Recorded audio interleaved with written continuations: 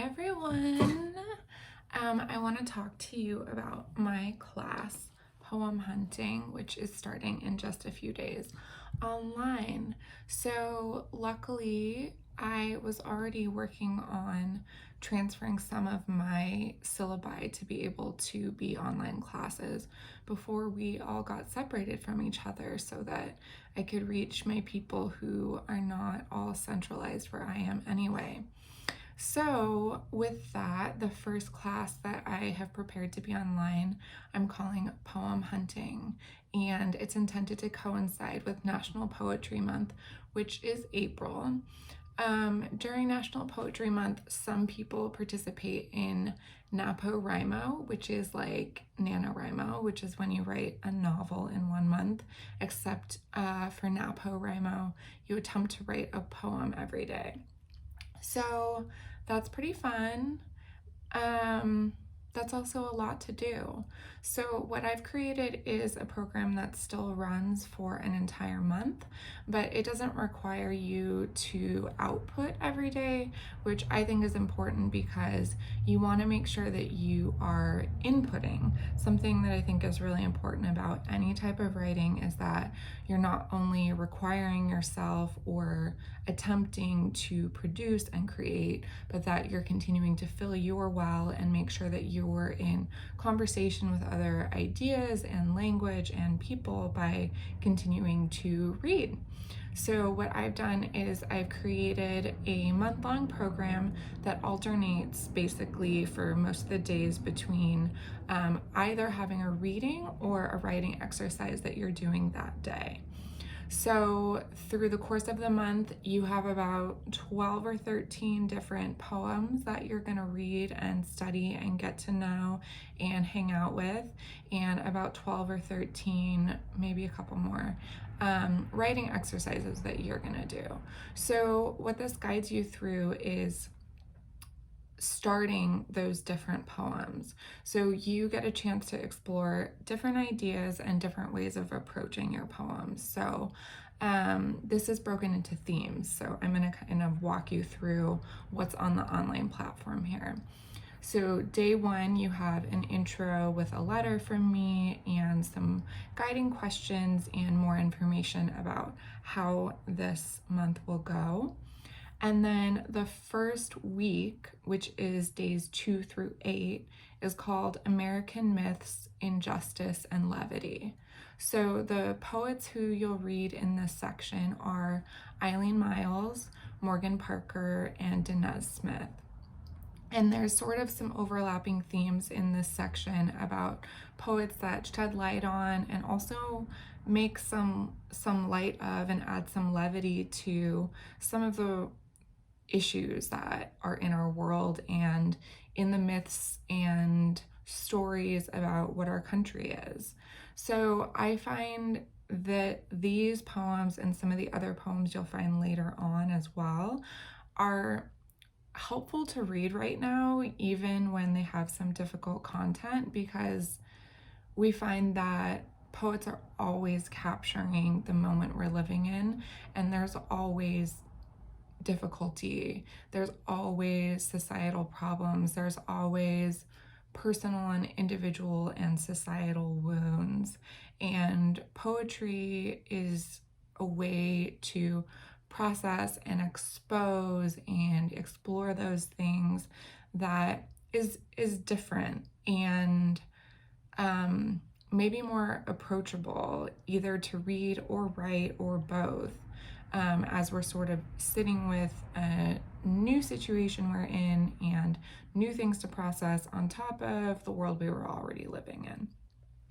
So the week after that is called Bodies. So that's days 9 through 15 of April. So in this theme, there's bodies of nature, bodies of humans, ways of feeling, knowing, and experiencing ourselves and the world through bodies and ideas of inhabiting forms.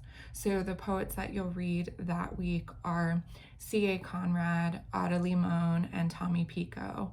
And some of the activities that you'll do will use your body and imagine imagined bodies in space. So you're going to experience different types of prompts throughout this. All of them can be done inside your home, and yet you can observe and experience new worlds through the poems that you're reading and through the ways that you're asked to orient yourself to get into the idea of a poem. So in the third week, days 16 through 22, we're going to play with time. This theme is called Now and Then. So it's about poetry as a vehicle for shifting the space-time continuum, as a lens for truth and expression, and as a gesture at something that's maybe more real, easier to take, easier to see indirectly than if it was said to you straight. The poets this week are Tarfia Faizullah, Farouk Farrokhzad, and Brenda Shaughnessy. Farouk Farrokhzad, we're working with translations of her work. She's the only poet that is included here who's not living today, but her work has been translated by Shole Wolpe, who is a contemporary writer. And you'll read a lot about Farouk in that section because she's an Iranian poet who is really radical and who I really admire, and the story of her work being translated is pretty incredible as well. In the fourth full week, days 23 through 29, we're going to read poems of ode and elegy.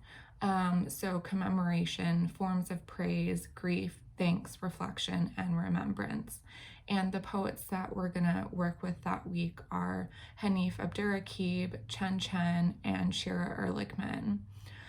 Something that comes up this week and that comes up in a couple of the other earlier sections as well are the way that contemporary poets merge some of the poetic traditions of the past, in this case, these forms of ode and elegy that are ancient and traditional and have specific rules and ways that contemporary poets both use those and carry through the traditions of poetry and also bring their own changes to it and bring their own way of approaching it and shake up the form. So we get pop culture in there, we get odes and poems that talk about things that don't have a clear positive reputation, right? So we can give an ode to something that has a mixed reputation, which is maybe not the tradition of an ode, which is for something that is elevated. So there's a lot of nuance, there's a lot of ways of looking at things that can shift our perspective throughout these. So mixed in with those weeks before day 30, which is going to be a wrap up and have some more resources and assignments to send you off into the world and into a life of poetry beyond this month, you're going to find some help within the weeks to continue with the poems that you begin. So my expectation is not that you are going to write these perfect poems and that with these prompts that each day they're going to come out perfectly and that you're going to feel inspired and super generative or be able to find the words for the things you want to express in the first try. So you're going to get some support around revision and some ideas about persisting and continuing to approach the poem again and ways to do that, and thinking about how poetry is different than other types of writing, which has a lot to do with sound. Whether or not you're using a form that has specifics about how many syllables are in a line and that sort of thing, which we're not getting into. you have so many different features within the medium of poetry that you don't necessarily have with prose. The expectation of prose of a novel is not that it will be read out loud.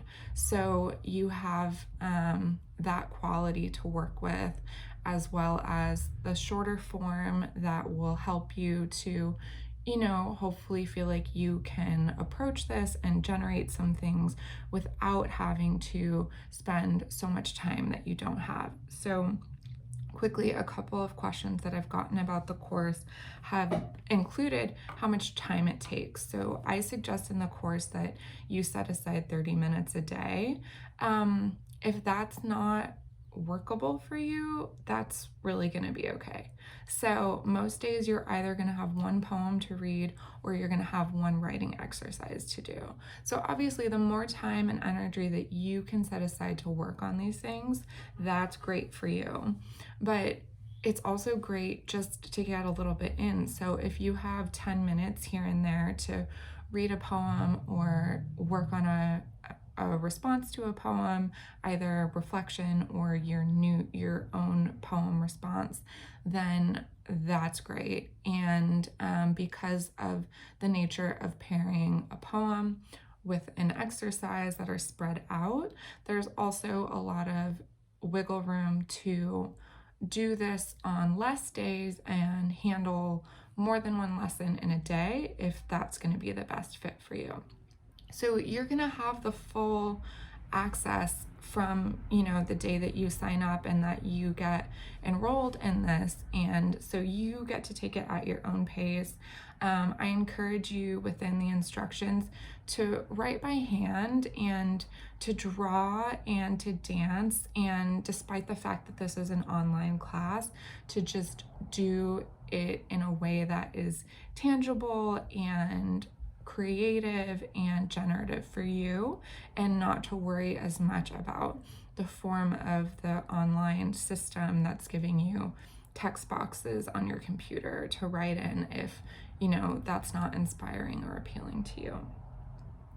The last thing I want to say is that this is an invitation to explore and play. Everything is optional. Everything is an invitation. So the invitation is to access something new, inside yourself, and look at the poetry that's coming out of the world today. Maybe if you didn't think that you loved poetry or were a poet, and even if you're not, and even if you want to write your responses not as poems but as the starts to stories or anything else, that is available to you. So the request and the invitation here are not, some of the things that have gone around the internet about writing the next great American whatever.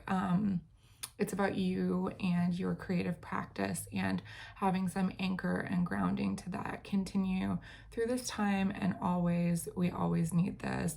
Poetry is not always easy to access because it demands some emotional presence, and that can be difficult to offer to yourself, to a poem, a place that's outside of how we're operating every day.